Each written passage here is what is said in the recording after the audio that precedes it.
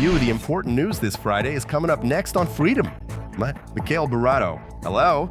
I'll tell you about the main topics at this hour. Russian occupiers attacked the Kupyansk district of the Kharkiv region.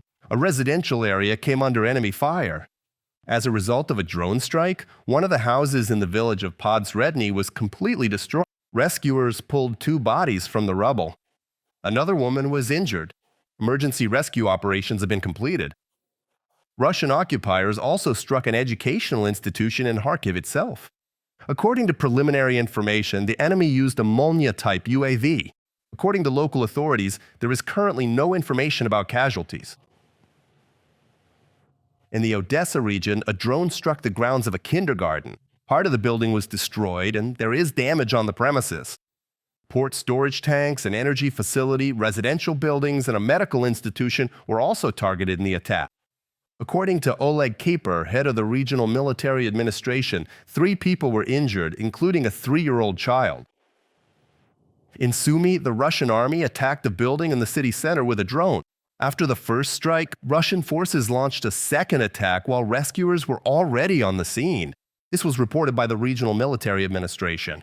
People were evacuated in time, and there were no casualties. During the third strike, a Russian UAV crashed into a school building on its grounds. The walls and roof were breached, and the windows were blown out. Preliminary reports indicate there are no wounded or dead. In total, on the night of February 27th, the Russian army launched 187 attack UAVs over Ukrainian territory. These included Shahed, Gerbera, Tolmaz, and other types of drones.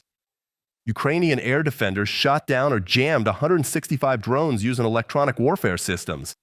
Drone strikes were recorded at 14 locations.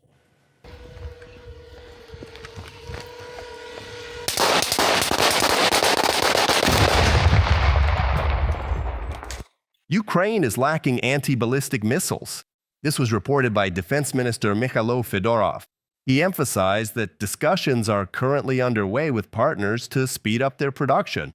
According to the minister, Ukraine is capable of producing anti-ballistic missiles on its own. We are critically short of PAC-3 type missiles for air defense to protect ourselves from Russian ballistic missiles. We have discussed with the president the creation of joint consortia with partners to produce anti-ballistic missiles more quickly. We need a separate project for this. The math there is complicated, it takes more time, but Ukraine absolutely must develop its own projects. Mykhailo Fedorov, Ukraine's Minister of Defense, at a meeting with journalists. There were 230 combat engagements recorded on the front lines over the past day. According to the General Staff of the Armed Forces of Ukraine, the situation remains most tense in the Pokrovsk direction. There, the defense forces repelled 50 assaults by Russian occupiers. Another 35 on the Huyapol section of the front, and 24 on the Kostyantynivka sector. 14 times the Russians tried to break through the Ukrainian defenders' lines. On the Lyman bridgehead, 13 on the southern Slobozansky sector, and 10 on the Alexandrovka sector. The General Staff notes that the military are not only holding the line, but also counterattacking. Military experts are also noting the successes of the Ukrainian armed forces.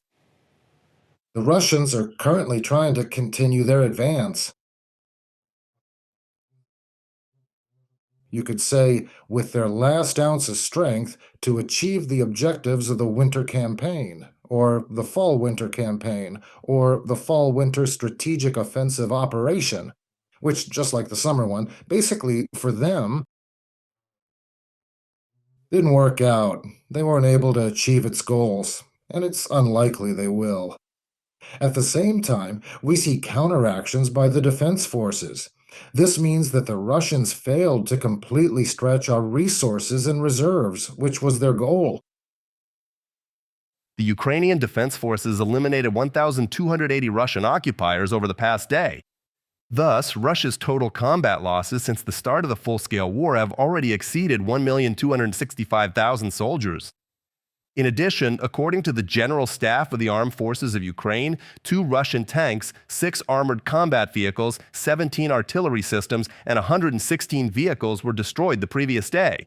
On Friday night, units of the Ukrainian Defense Forces struck the Luhansk oil depot in the temporarily occupied territory of Luhansk region. This information was confirmed by the General Staff of the Armed Forces of Ukraine. According to the military, the facility was used to supply Russian army units. After the strike, a large fire broke out there.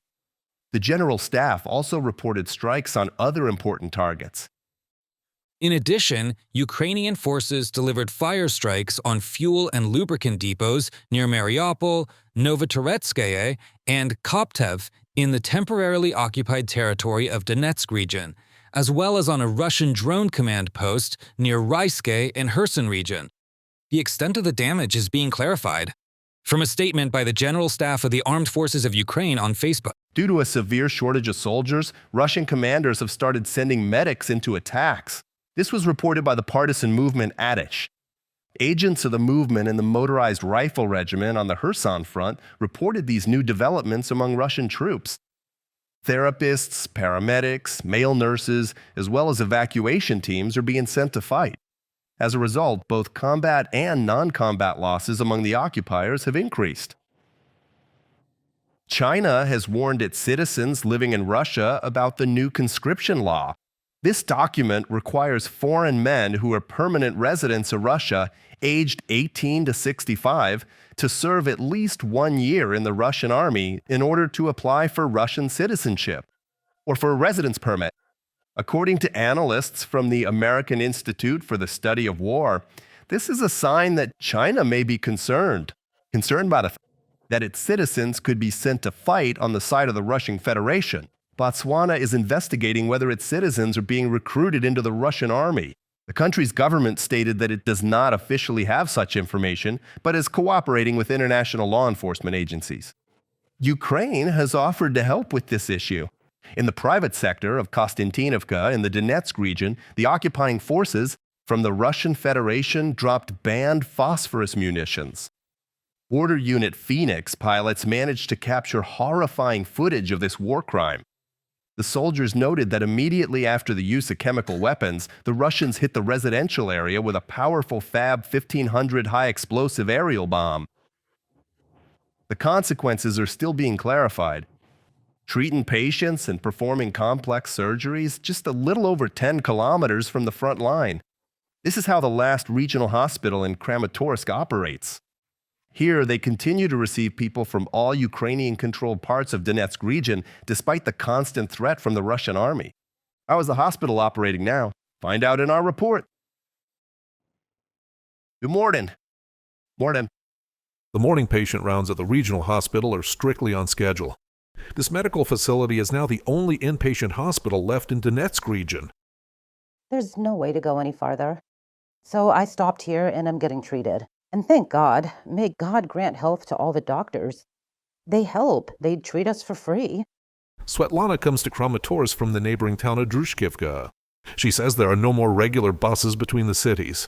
That's why she's looking for ways to safely cover the 20 kilometers. Now, either hitchhiking or signing up somewhere or something else. I don't know. Because on the weekend, I still need to go home, check on the house. Spending 2 extra days here? Well, it's a hospital, but still. The doctors here work in shifts. Every 2 weeks there's a rotation. This allows us to keep most of the staff and carry out scheduled surgeries. There aren't many specialists. Many have left, but young people have come, interns who are learning the profession, and now we're working with her. One of those who joined the doctors at this hospital, Vladislava. At the start of Russia's full-scale invasion, she managed to evacuate from Mariupol to France. There, she studied at the University of Marseille, then decided to return to Ukraine. I came back to finish my studies since my internship base is at Kramatorsk Otmo. And to get my medical certificate, I decided to return and complete my education. Before Russia's full-scale invasion of Ukraine, the regional hospital could serve hundreds of thousands of patients. Now, there are significantly fewer people, but they have no plans to stop working. As long as there are people living in Donetsk region, there will be those who need this help. These people can count on receiving almost the full range of medical services here. Doctors say that the shift work method is exactly what helps them cope with stress. 8% of the doctors who are constantly in Donetsk region have either suffered severe, disabling illnesses, heart attacks, strokes, or unfortunately, we have colleagues who have passed away. There are colleagues who died right at their workplace. Doctors say they can't leave their jobs even when it's risky. Now, when there are no longer such medical complexes in the region, they can't leave patients without help. It's the psycho-emotional strain of a surgeon performing a complex operation multiplied by everything else he's feeling. You might feel danger, hear the sounds of explosions and air raid sirens, but he knows he can't leave his post. This is truly a difficult situation, and I can say with 100% certainty, these people deserve respect and recognition. They really are heroes. According to the Donetsk Regional Military Administration, about 190,000 people currently live in the part of Donetsk region controlled by Ukraine. It is for them that the doors of this hospital remain open. Dmytro Hlushko from Donetsk region, reporting specially for Freedom TV channel.